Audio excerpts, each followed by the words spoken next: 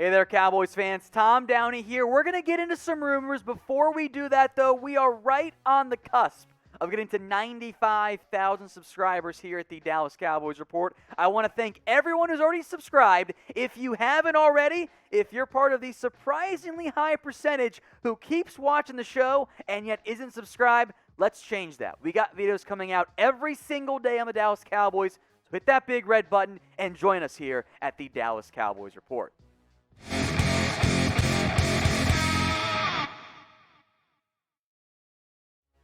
Today's Cowboys Report is presented by Manscaped. Get 20% off and free shipping, by the way, when you go to manscaped.com and you use promo code Cowboys. That link will be in the comments section and in the description. Let's start things off with a free agency target for the Cowboys. How about Kawann Short, the former Carolina Panthers defensive tackle?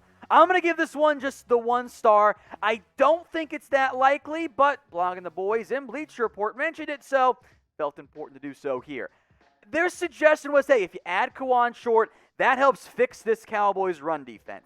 My problem here is twofold, and why I'm only giving it the 1 star, with a but that we'll get to later on, right? Short has major injury red flags. That's a problem for me with what I've seen this Cowboys defensive line deal with. And the Cowboys have added several defensive tackle options this offseason.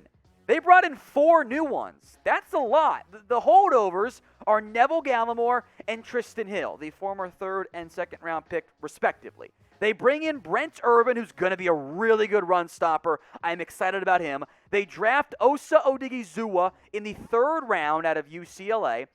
Then they add Quinton Bahana, a true fatty on the interior. Fatties only lives for now. Out of Kentucky is a true nose guard right there. Carlos Watkins was also picked up. He's a decent run stopper. Now, if you could promise me Kawann Short signs on like the Carlos Watkins contract, which is very little guaranteed money, not a roster lock by any stretch of the imagination, I'm always down for those guys. I'm always down for low guaranteed money, if any guaranteed money. Fight for a roster spot. That's fine. You can cut Justin Hamilton. Cool. Let's ride. But, although I don't know if Short's going to do that, he has not been healthy. And that is my number 1 concern. Kawann Short is a former NFL Pro Bowler, was a very highly paid defensive tackle. We've seen him play 5 games in 2 years. That is it. He's got 10 tackles, 1 tackle for loss, 0 sacks, 4 quarterback hits. Now, he's outside of a couple of years, wasn't even an elite pass rusher back in 2018. Now, he did put up 12 tackles for loss, 42 tackles, a couple sacks, a couple quarterback hits as well. That's all fine and dandy there. But I am concerned about the injury stuff. This is the same conversation we had around Geno Atkins. There are options already at defensive tackle. And how does the medical check out? If the medical checks out and he takes little to no guaranteed money, okay, sure. Bring him in for a competition. Short might be able to find, if he's healthy, more money elsewhere. Also, this is not fair, but I do want to mention it. I am tired of the hurt Panthers defensive tackles.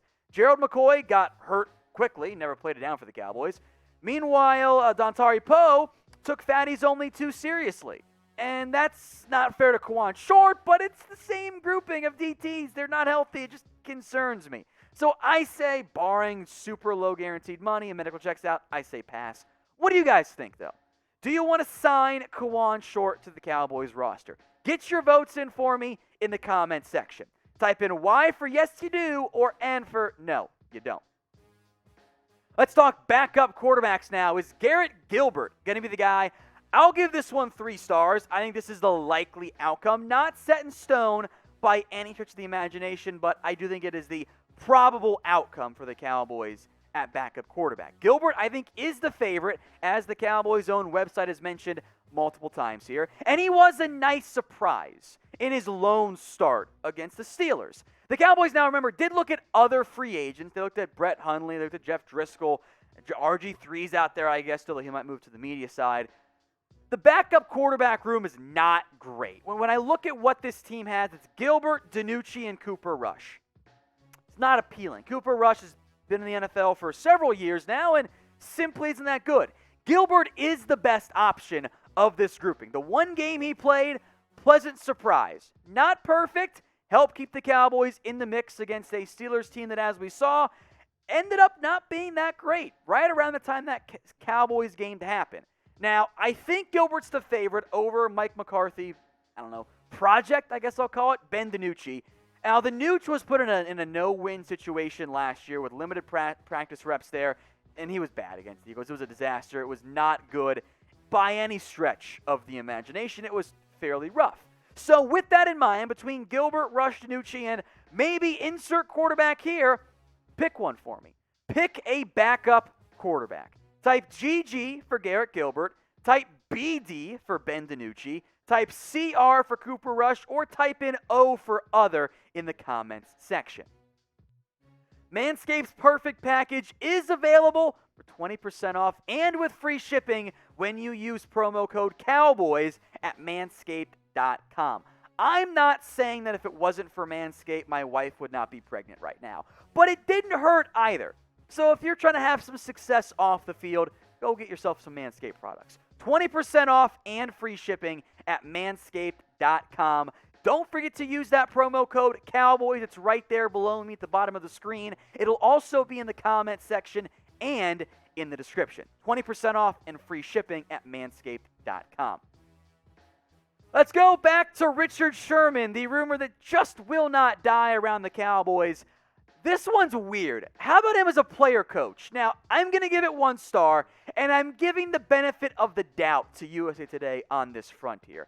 Because Nate Davis wrote that, hey, Richard Sherman could be a player coach for the Cowboys. And that's weird to me.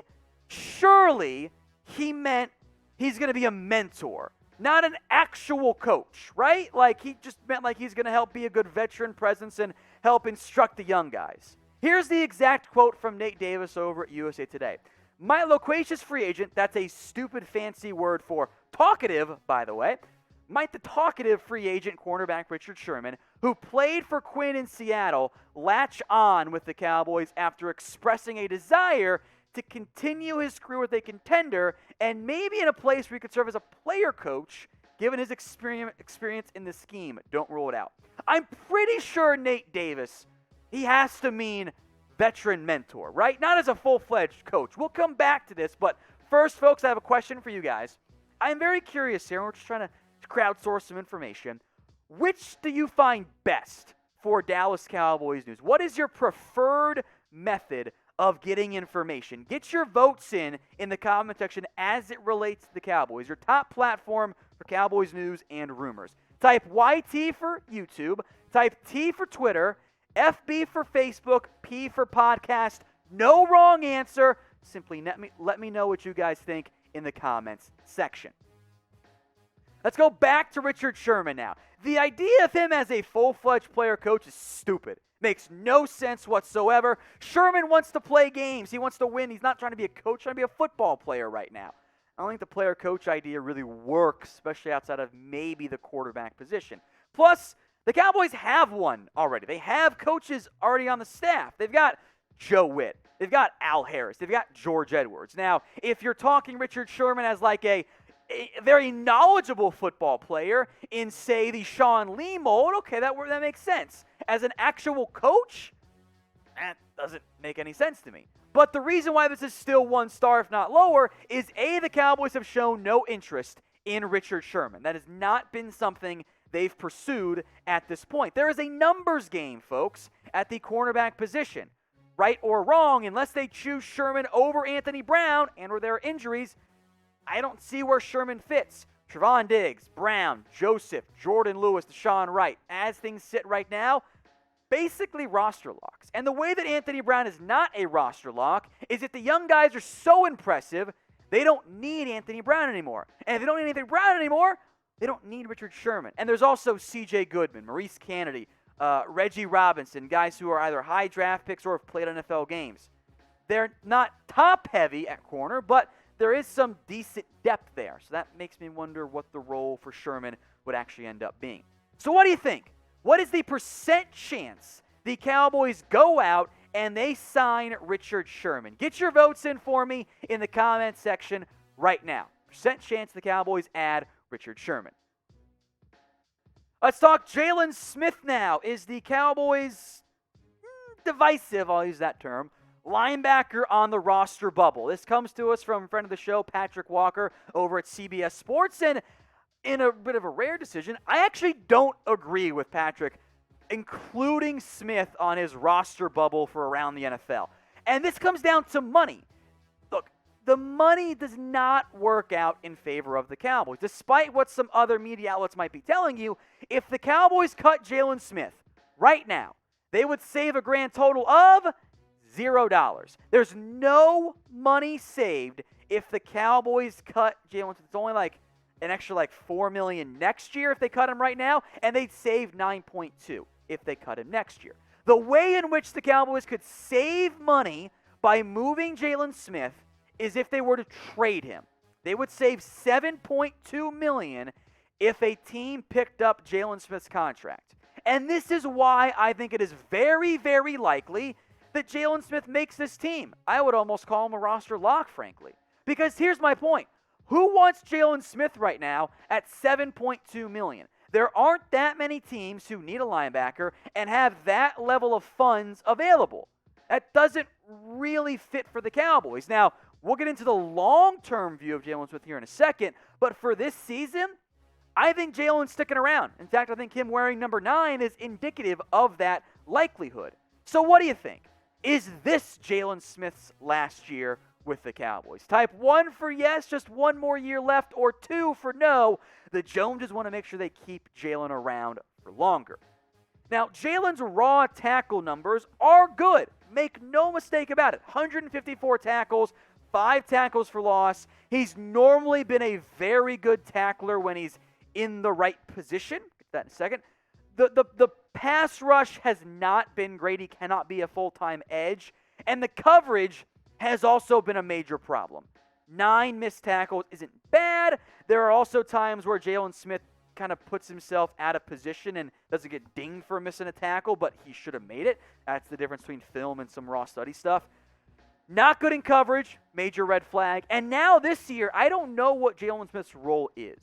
Is he going to be the middle linebacker, or is that going to be Micah Parsons? Could he play some strong side linebacker, or will that be Micah Parsons? That's a bit of a question mark for me, but I do know with the addition of Parsons, with LVE being mostly better in coverage, and Keanu Neal and Jabril Cox being added, 2 great coverage players, I don't know how much we'll see Jaylon Smith out there on the field on third downs. I think that third down role for Jaylon, the most important role for a linebacker, by the way, might be limited this season. So I think this year, he's making the team.